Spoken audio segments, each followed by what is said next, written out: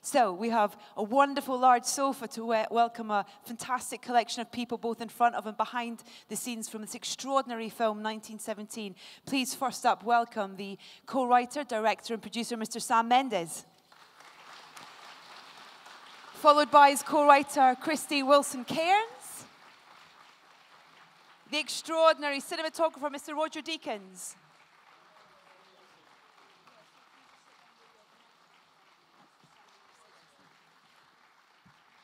Producer Pippa Harris. The wonderful MacKay. Fantastic performance from Dean Charles Chapman in this film. Let's hear it from Mark Strong. Mr. Andrew Scott. Daniel Mays. And the gorgeous Claire Duburcq. And our translator Florence. I found this time in 1917, very specific moment in the spring of 1917 when the Germans retreated to the Hindenburg Line and suddenly this land that they were fighting over was abandoned and the Germans destroyed most of what was there, left nothing of any lasting value. And there seemed to be a story possible to tell, this epic journey. That was the moment that I thought, oh yeah, I can write a film because at least 90% of the first-person accounts of the war are accounts of things like the Somme, which really are, you know, only 100 yards of land. And one of the reasons I think that the First World War is not particularly, well, at least is not as represented in movies as the Second World War, is that very nature, the very nature of the war was quite static. So when I found out there was a journey that he could take, or they could take, that was the moment that I actually started writing with some kind of enthusiasm, the treatment, and then I took the treatment to Krysty, and then it was she who really took it into script form for the first time. I was absolutely fascinated with it growing up. You know, coming from a place like Glasgow where it had such a huge effect, it really devastated the community. So, I mean, from my grandparents, that was passed down to me, that interest. And I remember when I first moved to London, coming here and learning more about it, the Imperial War Museum, like, so it was a dream come true when Sam, he didn't tell me what it was at first, he just asked if I was free, and I was like, of course I'm free, you're Sam Mendes. And then he's like, oh, it's going to be a First World War film, and I was like, oh my God, the stars have aligned, dream come true. When any collaboration is good, it's like collaboration with Roger, or anybody, really. You don't really know who came up with the ideas first. It's just you become a sort of single, you know, entity trying to make a single decision. And the good days are some days where you really don't need to talk that much, you know. So Krysty put it into script form. I rewrote it. We sent it back and forth until we thought it was ready to you know, to go out. But even then, we didn't really know whether, you know, is this a makeable film, you know. It's very, very big. It's very expensive. It's two very young men in the leads. You know, it's a risk. But because we hadn't been paid for it, we could take it to the studios and kind of auction it, which is really what we did. You know, this is going to be expensive. Do you want it? Yeah. You know, and luckily they did. He sent me the script, and on the front, well, a cover page, it said this is a vision as a single shot. And James, my wife, and I looked at each other and said, oh, it must be a typo mistake or something. Is it makeable? Well, I don't know. I don't think it was until, you know, almost a few days before we actually started shooting. We've kind of figured everything out, and then we felt it was kind of makeable by then before we started really shooting. You know, we did a lot of rehearsals and a lot of testing, so that's what you do, you know. I don't think I've had as much anxiety doing sort of some shots that we did on this, but also the thrill, because after some of the shots, which, you know, like 7 or 8 minutes, and it kind of complicated moves, and everybody's got to be on the ball, at the end, everybody would look at each other and give high five, and, you know, everybody, wasn't it? It was a real high. Once they came up with a single shot, you then realise that brings a whole load of problems that you don't normally have in terms of how on earth do you construct the sets. You've got to string together locations which were right across the UK, make them seamless. You can never cut away and cut back to a different place. You've always got to make them look like they're right next to each other. So there were a lot of very odd production challenges. Things like the Brodie helmets, which people wore in the First World War, there are very few of those left, and clearly you're not going to put them on a bunch of extras in a film. So the costume department, Jacqueline Duran and Dave Crossman, who did our costumes, had to make them. But when they started looking at making them, they realized because people now are so much bigger, when you put these helmets on their heads, they look all out of proportion. So they then had to scan the original helmets and then scale them up so that when they sat on people's heads, they looked correct. So there were lots of odd things that came out of the woodwork. Wow. Sam and Krysty had a rule of no exposition, and so everything, it's just little bits and bobs that you pick up on the way. But the story is so present, and the film is so present, but I think the crux of Schofield's character is where he's from and what he's missing, basically. And I think that's what the film's about. It's how these extreme situations, in any case, teach you about what you go back to. So for me, yeah, it was essential to know what all of those things were, and that was through a mixture of research. You know, I came here, you know, reading first-person accounts, and then also just building it myself. And there was kind of lots of different ways. I got into, through Dennis Gassner, the production designer, I got into Stanley Spencer. And Paul Nash, I think his painting's here. And Stanley Spencer's from a place called Cookham, so I actually thought that Schofield was from Cookham, which is where Stanley Spencer's gallery is from. And I used to go down there, and there's lots of stuff that I used to do just for myself. But yeah, it was essential that I knew all of the little bits that you find out in the film. Sam first said to me that he felt that Captain Smith was one of the few characters who were actually kind to the boys, and we've worked together in the past, and he knows I'm very kind. And I think there was just an element that he wanted to that character that was at that moment in the film. It's quite a pivotal moment when he finds himself on his own, to have somebody who's going to help him on the next part of his journey. Yeah. And coming into it is quite daunting because you only have a couple of days. I mean, the way it was shot, as you probably all know, means that unlike the traditional method, you're literally just playing your sequence in one, and once it was done, it was over. So there wasn't a lot of days involved. It was just a very quick kind of in and out. So you had to be right up to speed. Yeah. You had to do that difficult thing that all actors find when you're coming into a shoot halfway through or a third of the way through, is you just have to get on the same page as everyone else.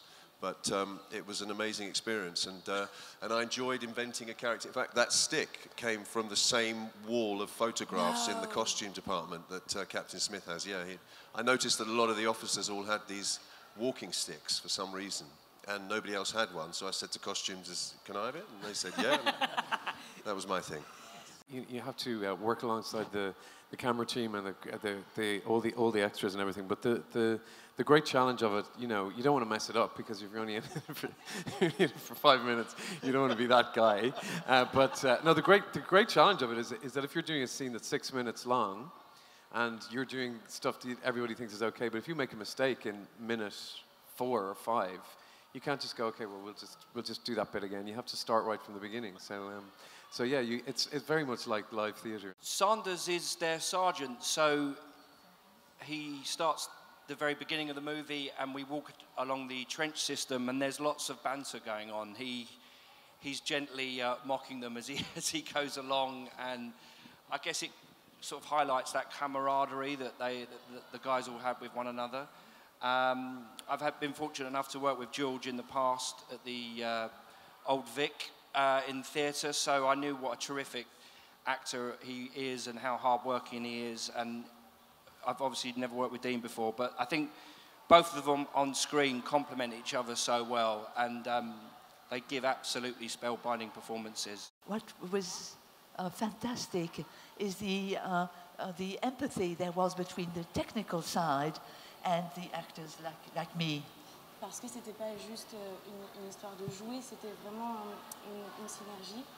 It was not just a matter of acting, we had a synergy. Comme une danse. As if we were choreographing, dancing. Et c'était très très agréable d'être dirigé par Sam. It was wonderful being directed by Sam. Parce qu'il savait exactement à quel endroit je pouvais être, et donc il n'avait pas, vu qu'on parlait en anglais, il n'avait pas beaucoup de choses à dire, c'était surtout une histoire d'intention. Because Sam knew where I was, he knew what to tell me, but there was very little to tell. He was just imparting the intention. I don't know why there's less female writers telling war stories. I guess there's a sort of antiquated notion that very thankfully Sam and Pippa didn't possess. I think having more different points of view on any kind of conflict is helpful. I don't know if the fact I'm a woman brought anything particularly different, because I don't have the kind of outside source of being a man to compare that with.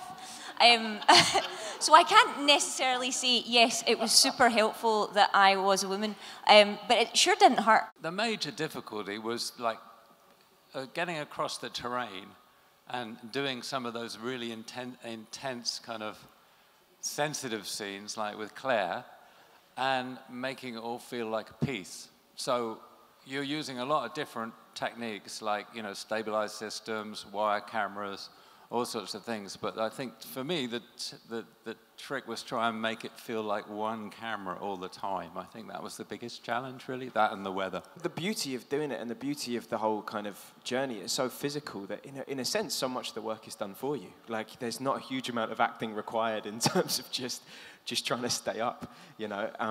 We were in a river in Darlington, and we were also at a facility that gave us some sort of control over the flow of the water as well. So that kind of allowed us to have a kind of control of the journey that I was put on, but then I myself didn't have a huge amount of control of once I was in there. You want to lock the audience together with the central characters and a feeling they can't get out, you know.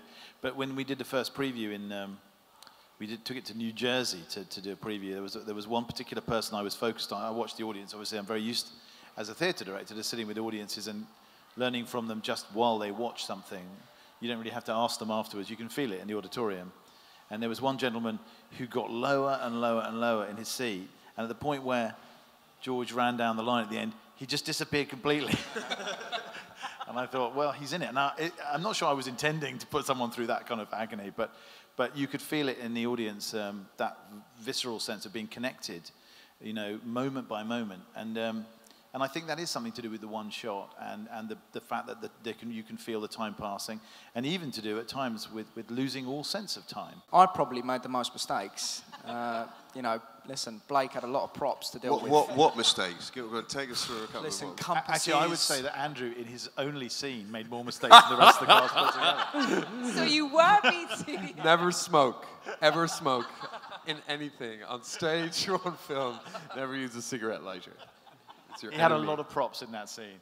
Yeah, no, it's so many props. He's not been acting for very long.